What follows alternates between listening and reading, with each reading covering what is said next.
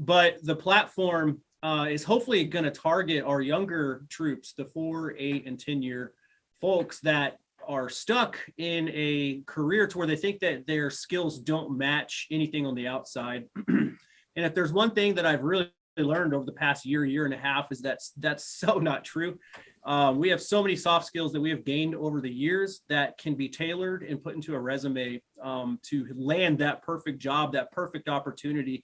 But I think it's also important to note that 85% of jobs are filled through networking, and the quicker you get out and get your face out there and form genuine relationships. I think that's the key, the genuine relationships. You're not just doing blast outs and whatever, but you're actually creating trust with recruiters, hiring managers, peers, mentors. That network could be absolutely massive.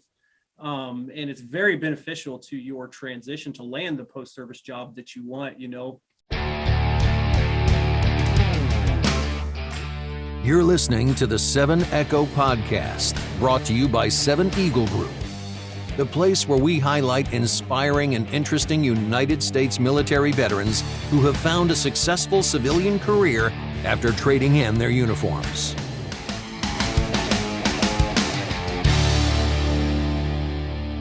Hey guys, it's Jordy from 7 Eagle Group. I am so honored today to talk to someone who I truly admire, an inspiring guy. Every now and then, I've been working in this industry for 8 years, and every now and then I come across somebody who just really impresses the hell out of me, and with his commitment to the community and just his love for his fellow veterans and service members. And that's Keith Heimerick out of South Dakota. Keith, thank you so much for taking a few minutes to chat with us today. I'll give everyone just a quick overview, and then you could help fill in the blanks. Keith is founded the SkillBridge network, and this is a massive group of 20,000 plus service members and service providers, hiring companies looking to make connections and to help our country's military get into great careers. His day job, he's a senior enlisted leader at Elmsworth Air Force Base as the career advisor. I don't know if that's the official title, or career director, or the career officer, supervising over 3,000 people and helping them with their careers, which is awesome. 19 years doing this stuff, which just blows my mind. I can't imagine the thousands of people who you've impacted over that time. And have a little side hustle, a little marketing business on the side, which is awesome, doing digital marketing work for clients in South Dakota and stuff. So Keith, thanks again. I appreciate you taking a few minutes and having a quick chat. No, I appreciate your time, Jordy, sincerely. So, I've only been a career advisor for the last 2 years. Prior to that, I was POL. So I started out slinging hoses on the flight line, and fueling up aircraft. So, yeah. And then, fast forward 19 years, here we are. And honestly, I don't think that I am anybody special. I definitely want to say that right off the bat. I'm just your everyday Joe Schmo. That's passionate, I guess you could say, about helping transitioning members, because I was there. I got out after my first enlistment, thought that the world owed me something because I was an active duty, honorably discharged veteran, and reality smacked me in the face. And then I re-enlisted, thank goodness, because here we are. I love it. But the platform is hopefully going to target our younger troops, the 4, 8, and 10-year folks that are stuck in a career to where they think that their skills don't match anything on the outside. And if there's one thing that I've really learned over the past year and a half, is that's so not true. We have so many soft skills that we have gained over the years that can be tailored and put into a resume to land that perfect job, that perfect opportunity. But I think it's also important to note that 85% of jobs are filled through networking, and the quicker you get out and get your face out there and form genuine relationships. I think that's the key, the genuine relationships. You're not just doing blast outs and whatever, but you're actually creating trust with recruiters, hiring managers, peers, mentors. That network could be absolutely massive. And it's very beneficial to your transition to land the post-service job that you want. The big thing is SkillBridge these days. Jordy, and it's got to be known that SkillBridge is not a guarantee. Some units just can't afford it, but it's important to also understand that SkillBridge isn't the only avenue by far to where you can land a career into anything that you want. We've got apprenticeship.gov is really good. So I created this Facebook group that started all of this to kind of pull these resources together. But the Facebook group isn't nearly enough. So the questions get posted and they get buried really, really fast. So I created a website called SkillBridgeNetwork.com, and it has a really large forum. It's got a how to transition in 3 steps, from planning and preparation to networking to landing your job. And I just tried to make it as easy as I could for someone that has zero experience about transitioning from the military to kind of go in there and have a roadmap to figure out their why. What do they want to do when they grow up? And to learn how to get their free LinkedIn membership, how to plug into the forum and network with recruiters, how to write a resume and land the job. So, but I appreciate your time, Jordy. I really do. It's pretty awesome to me. Thanks, man. Well, it is an incredible resource that you've built. I've spent a lot of time on the SkillBridge network, and you've done a really good job at making that user friendly for people to understand this process and hopefully leverage it for their careers. Let's back up a sec. I want to learn about a little bit more about you. What got you into the Air Force? Why did you always know you wanted to go military in high school? Or? I barely passed high school, and that's even debatable. So I was a troublemaker in high school, and I had to repeat classes. I grew up from a real poor family. I didn't have anything going for me, and I think that's a story a lot of people have. But I'm still pretty sure that my dad had a conversation with the guidance counselor and said, hey, he's going to join the Air Force. And I think that's probably how I got out. But it all started from a slice of pizza. I think maybe the second person in my whole family that joined. Wow. That's great. And what has the military meant to you personally? Like, what are some of the skill sets, character traits that sort of made you the person you are today that you learned from serving?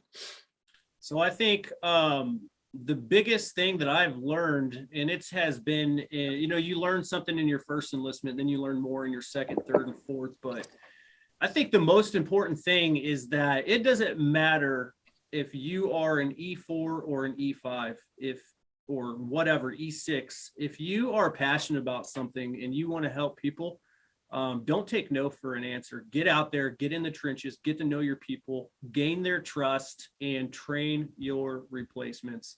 So for me, it was that completely lose your ego, make it go away. And the sooner you do that, the quicker you can connect with people.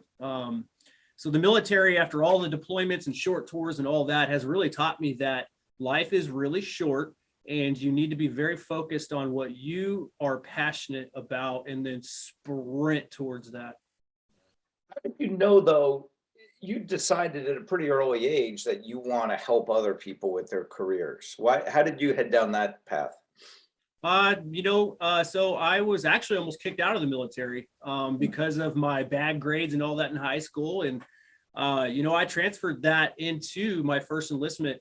And got a whole lot of paperwork, got in a lot of trouble. I was a big dummy. And, back then, nobody had my back. And if one person, an NCO, an E5, would have just pulled me aside and mentored me correctly and gained my trust, I could have done a 180 so much earlier than what I previously did. It actually took a senior airman, which is an E4, and he was the person that pulled me aside and said, look, dude, you're heading down a wrong path. You're getting pretty close to getting kicked out. You need to pull your head out of your ass. Yeah. And so I did, and granted, I got out after my first enlistment, but I really haven't looked back since. And, I was raised to never look down on anybody unless you're helping them up, but more importantly, to help people. I mean, I kind of feel like even outside of the military, that's why we are here, is to help. whether that be with financial issues, whether that be if someone's going through a tough time, whether that be spending hours with someone training them on a job. At the end of the day, you know, what we do for other people, I think, is what really matters. Great. I love that philosophy. But how did you choose? I want to help them with careers, getting jobs, getting them down the right path. You know, I got a lot of friends that got out and they separated and always thought that the grass was greener on the other side. And for a small portion, it was, but for an even larger portion, it was not. And we don't really have the skill set in the military to prep us aside from TAPS. And TAPS is great, but it's something that service members need to be focused on probably like their halfway mark, you know, supervisors getting in the trenches and talking about what's available out there, you know. And I think that's why I just had a lot of friends that separated, and I, you know, obviously we still were friends for life, and they talk about, you know, their success and their failures, you know, and I don't want to see that in other people.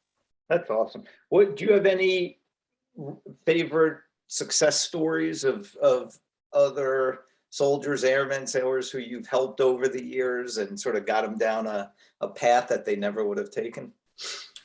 I guess maybe a couple, nothing like really specific other than recently whenever I've actually been put in the career advisor position. But, you know, back in the day, it all starts with a conversation and trust, you know, and someone opens up to you and they're vulnerable. And then you say, hey, you know, what do you think about this? What do you think about that? What do you think about this?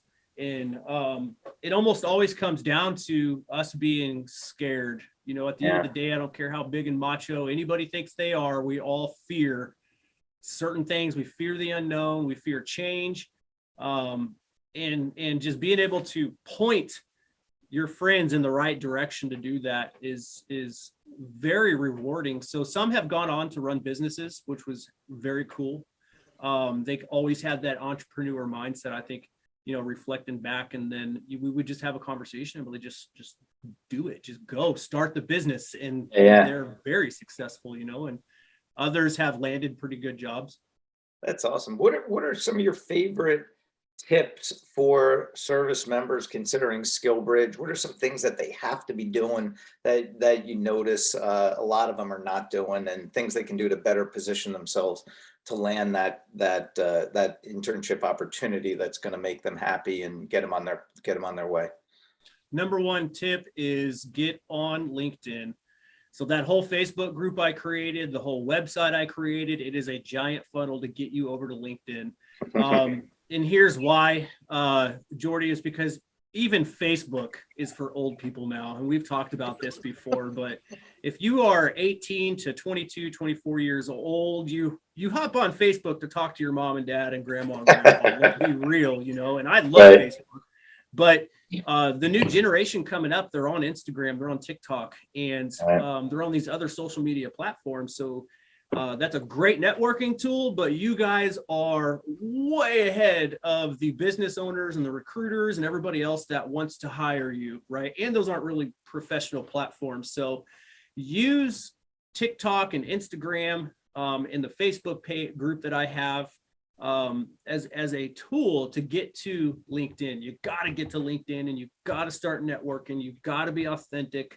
And start that conversation. That is the best piece of advice I can give. Yeah, it's such a powerful tool for people but learn the definition of marketing too. Or networking. A lot of people think it's like a one-way street. Hey, you have a job for me, and they got to learn to really balance that and be a resource to other people, help other folks, like you mentioned. You know. Right. You know, I got to say one more thing, so I don't get yelled at by recruiters. Is that please, please, please know what your why is. Know what you want to be when you grow up, and don't figure that out when it's time to go to TAPS. Have that figured out like the day you get to your first installation, right? And create goals that capitalize on your why, what you want to be when you grow up. So that way, when it is time for TAPS is just kind of a refresher, and it teaches you some good stuff. But whenever you start networking with recruiters and business owners, and you're talking about anything other than what you really want to do, it's hard for them to get you on the right path, because really they're trying to place you in a place that you want to do, that is a good fit. But if you don't know what that good fit is for you, it makes it a lot more difficult for everybody else. So please figure that part out. Yeah, it's what because I'm on the recruiting side of it, and we're talking to candidates every day, and it's such a refreshing thing to talk to a candidate who's passionate about something and knows what he or she wants to do and is excited, enthusiastic, versus the candidate says, "Do you have a SkillBridge opportunity for me?" I'm like, "Well, what do you want to do?" "I don't know. I'll do anything." And from the recruiting or hiring side of that, that's the last thing we want to hear. We want to hear that somebody's like deep into it. To your point of like, find your why. Gosh, and LinkedIn's a great way to do that too, right? Somebody can ask other Air Force veterans, "Hey, do you have 5 minutes to talk? I'd love to hear about what you like about working in sports or television or, manufacturing." And people will be more than willing to share and help you, guide you on your way, Yeah, for sure. And why do something you don't want to do and be Right. unhappy? Life Right. life is so short. It's too short for that. You should, 100%. And also, it's like somebody, whatever their MOS was in the military, you could do anything. You don't have to stay on that career path, Right. Somebody fixing tanks in the Army doesn't have to work at Jiffy Lube changing oil, Right. But to your point, it's like, I think the military does a great job at turning people into superstar workers when they get out, but they're not there yet on teaching people how to really market themselves and find their true calling, what they would love to do every day, But that's hopefully SkillBridge is a good step in that direction for them, Um, what are your future plans? What do you have? Yeah, talk a little bit about yourself. I know you're very involved in marketing, and you got a great business mind, and you got your digital marketing business that you're running. And Yeah. Ultimately, I think I've reflected a lot on this after creating the group and all that. And I've always been the person that wants to help people. That is my passion, watching people succeed truly. I think being a recruiter or talent management, something or another that would place people into jobs that actually make them happy, I think would be probably the biggest fulfillment of my life. I know I've been talking to my wife about it, and I said, well, when it's my time to retire, I can't even fathom working a 9-to-5 job. I just can't, like, give me something to where I can go 150,000 miles an hour in one direction for however long it takes to get things done, and then live and enjoy my life when I'm not. And you're not, some kind of recruiting or talent management, I think, would probably be, it's in your blood, route for me, to be honest. Yeah. Well, I'm telling you, listen, with what's happened with COVID over the last few years, candidates today, veterans, and so they don't want that traditional 9-to-5 sitting in a cubicle doing an hour commute each way. That is going the way of the dinosaur. I could see it every day. People want, well, would they let me work from home? Will they, and I love it. I think it's awesome, to give people that freedom and to work when they want. It's not like our parents' generation where they worked from 9-to-5. Now it's like people, I want to work, 9 to midnight every day. Why do I have to work 9-to-5? So the workplace is really changing. But anyway, you are an incredibly inspiring guy. I know you're very humble, which I love about you too, but you're really touching a lot of people's lives and truly making an impact. And I applaud you for that, for doing so much for the military community. I think we need more people like you who truly care about one another. And thank you so much, Keith, for taking some time to share a little bit of your story. I really appreciate it. Well, hey, Jordy, I appreciate you, and for taking the time out as a CEO of a very successful recruiting agency to talk to a nobody like me. So I mean that. That shows your true colors. And I appreciate that from the bottom of my heart, sincerely.